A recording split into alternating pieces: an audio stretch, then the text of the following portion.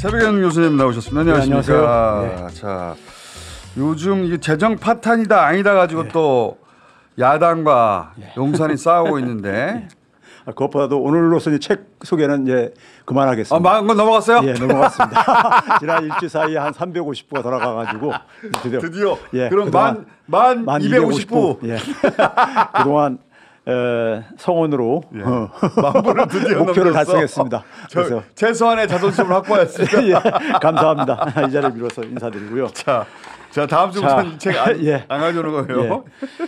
지금 그 경제가 완전 무너지고 있잖아요. 무너지는데 경제만 무너지는 게 아니죠. 재정이 지금 나라 전체가 무너지고 있는데 제가 사실 이 책 쓴 것도 그 이유하고 재건 대책을 이제 사실 그 이해시키기 위해서 한 건데. 책 얘기 이제 그만하세요. 예.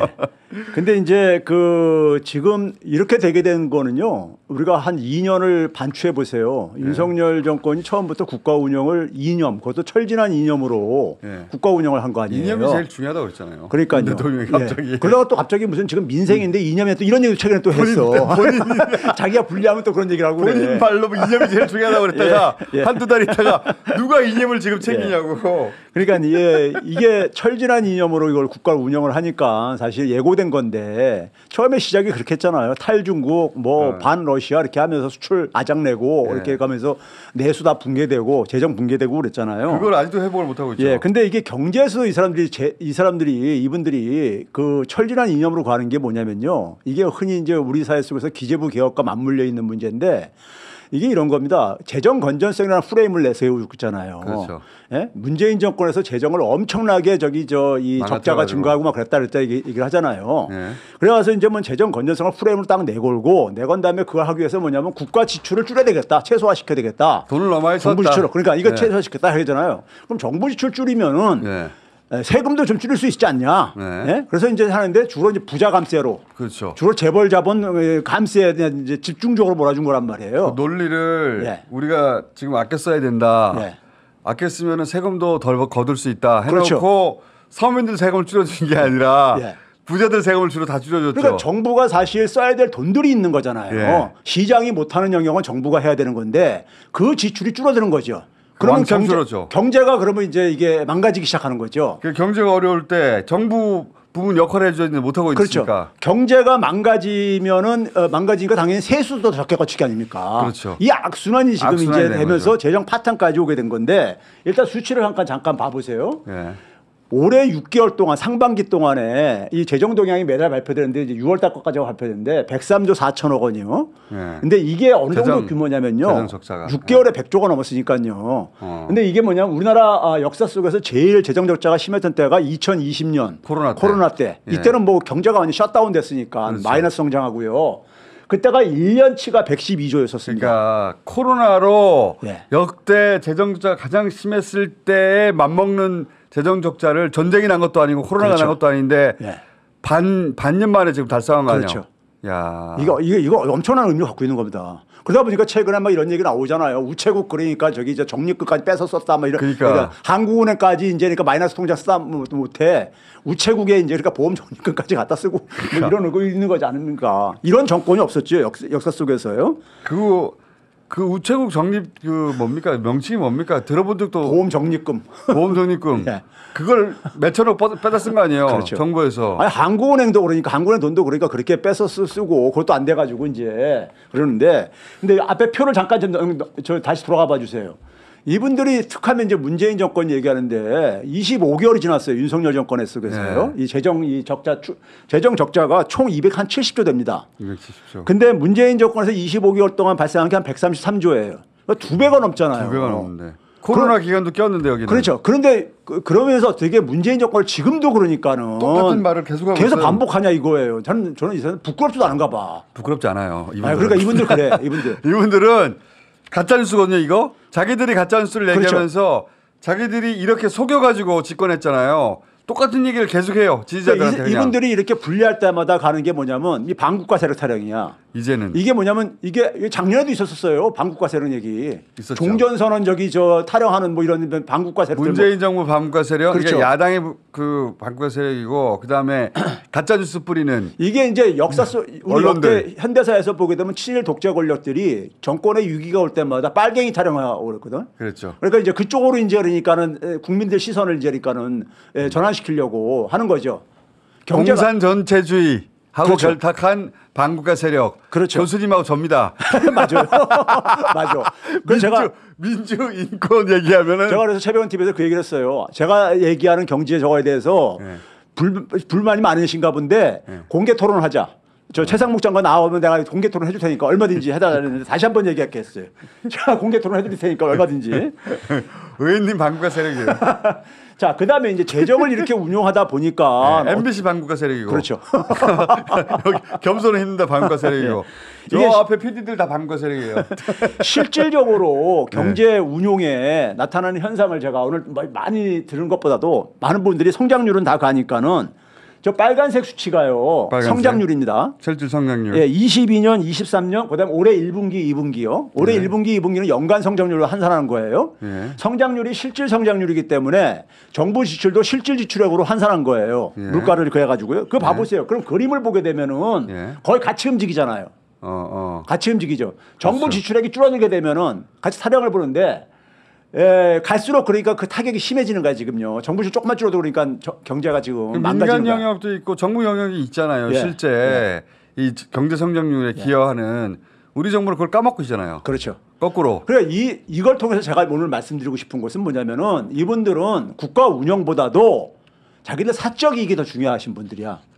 그런 생각을 할 수밖에 없는 게 부자 세금 깎아줄 그 사람들이 자기 세금 깎는 거 아니에요? 그렇죠. 이분들이 그러니까 재벌 자본이나 부자들 감세해 줌으로써 그러니까 자기들 이익을 예. 실제로 보고 있거든요. 그러니까요. 퇴직하고 나서 거기에 이제 그러니까 또 영입돼서 가구도 하고 부동산 그러니까요. 정책을 내놓으면 자기 그런 집을 살고 있는 사람들이야. 그렇죠. 자기 자신뿐만 아니라 퇴임 후에도 그러니까 자리가 계속 보존되는 사람들이다 보니까 그러니까 이 사람들은 국가 운영이라는 것은 하나의 수단인 거야. 자기의 사적인 이익을 추구하기 위해서. 국가가 수익 모델이에요. 예, 수익 모델이죠, 맞아요. 예. 수익 모델인 거야. 국가가 수익 예, 모델이고 비즈니스 모델이죠.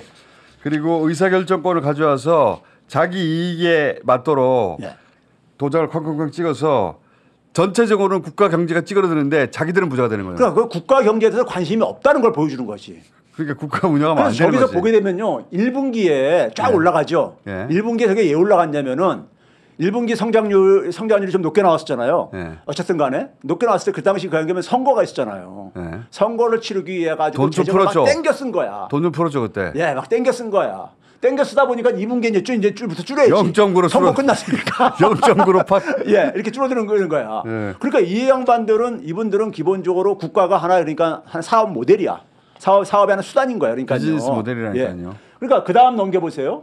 실질적으로 그러니까 우리가 법인세를 보게 되면은 22년 지난 23년부터 법인세 감세를 실행했잖아요. 예. 쫙 줄어들고 있잖아요, 계속요. 2022년이 윤석열 정부가 5월에 출범했잖아요. 그렇죠. 이 문재인 정부 말기인데 그때 법인세 수익하고 지금 수익을 비교해 보세요. 절반밖에 안 돼요. 절반도 안 되잖아요, 지금요. 절반도 안 돼.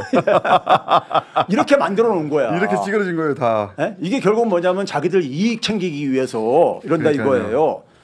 거기다가 최근에 보게 되면 광복절 경축사에서 네. 여전히 뭐냐면 이분들 하는 논리가 이런 얘기 하잖아요. 저는 이분들 밀정이거나 이런 것도 표현 필요 없고 그냥 매국노들인 거야. 제가 볼 때는. 저는 역사학자로 볼 때. 매운노다. 역사학자로 볼 땐 그래요. 아니 여러분 1800년대 말에 소위 을사오족들이 네. 그들을 가지고 그러니까는 자기들이 스스로 매국노라고 한 적 없어. 자기들 밀정이라고 한 적도 없어요. 근데 훗날 역사가 판단해 보니까 매국노고 밀정이었었고 이런 거에 친일사력했던 거죠. 네. 지금 뭐 그거 당연한 거죠. 이분들이 뭐냐면 하는 얘기가 그러잖아요. 일본을 이겼다. 뭐 이런 얘기들 하고 앉았잖아요. 네. 일본을. 그러니까 국민소득을 그러니까 추월했다. 뭐 이런 얘기 하잖아요. 그럼 문재인 정부 때 이미 했는데. 아니 이거 한번 추이를 봐보세요. 한국은행의 통계 자료예요. 네. 2000년부터 쫙 보게 되면 언제 정점을 찍었습니까? 2020년. 2021년 문재인 정권 2021년. 마지막 저기 연도인 2021년 정점을 찍고 나서 네. 그리고 줄어들었잖아요. 그러니까 일본을 추월한 거는 문재인 정부 때 추월했는데 예. 오히려 그 격차가 좁아지고 있죠, 다시. 예. 다시. 아니 이게 그러니까 꺾였잖아요. 이게 예. 이제 객관적인 사실이란 말이에요. 그 재역전 그러면 당하게 생겼는데. 지난해 일본을 우리가 추월했다는 건 뭐냐? 일본이 더 많이 떨어진 거지. 더 많이 떨어진 떨어져 거죠. 생기는 현상이야. 예. 우리가 올라가서 추월한 게 아니라 우리가 떨어졌는데 일본이 더 많이 떨어져가지고. 그리고 그 전에 추월했잖아요. 그 전에 추월했고. 문재인 정부 시절에 더 크게 추월했는데 그 말을 왜 안 해요, 근데? 그러니까 문재인 정권 때 한국은행 통계표에서 네. 최고 정점을 찍은 게 나오고 있는데 그렇죠?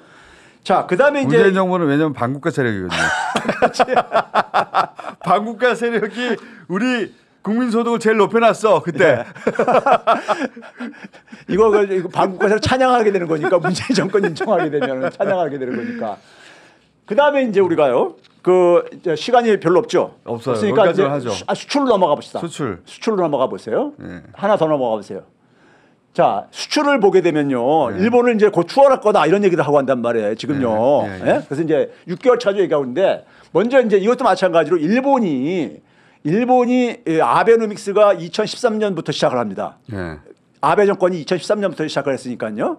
그래서 여기 2012년부터 최근까지 쭉 작년까지 쭉 일본 수출액을 봐보세요. 일본 수출은 계속 줄어들고 있잖아요. 계속 줄어들고 있어요. 그러니까 이것도 마찬가지로 일본이 굉장히 많이 빠르게 줄어들다 보니까는 네. 한국도 줄어들었는데 네. 추월은 똑같은 거야. 한국은 국민소득하고. 문재인 정부까지는 쫙 올라가다가 네. 윤석열 정부 들어서 줄어들고 있는데 네. 일본이 더 빠르게 줄어들어서 추월하는 것이지. 윤석열 정부가 잘해가지고 수출이 크게 증가해서 넘어서는 게 아니잖아요. 그러니까 자기들 경제를 자랑할 게 찾다가 없으니까. 이런 식으로 논리를 만들어내는데 자 넘겨봐 보세요. 마지막 장인데. 마지막 장. 이거 보시게 되면은 일본이 추락을 하더라도 한국이 그 자리를 차지하는 게 아니라 맨 밑에 이탈리아 있죠. 이탈리아가 한국을 추월했어. 그래서 이탈리아가 일본의 자리를 대신 차지할 뿐이지 알겠습니다. 한국이 그 자리에 가는 것도 아니란 말이에요. 예? 그런 점에서 이분들이 그러니까는 경제에서 자랑할 게 아무것도 없잖아요. 자랑할 것도 없다 보니까는 이런 식으로 이제 그러니까 억지를 부리고 억지. 참 진짜 보면 나 이런 분들 보게 되면 참 찌질해 보여. 찌질해. 아 진짜 찌질해 보여. 아니, 뭐라도 사다 내라고 하니까. 일본 찌그러드는 나라를 그걸 숭배를 하고 앉아 있고 그거 하고 해서 우리가 이겼다 이런 얘기를 하고 앉아 있고 얼마나 찌질해. 아유 참 진짜. 교수님? 예. 자, 제가 얘기하는 통계표에 대해서 불만 있으면 언제든지 공개 토론 요구했어요. 저한테 제가 응해드릴 테니까. 자, 10,000건 넘었습니다. 예, 새벽에 감사합니다. 오셨습니다. 감사합니다.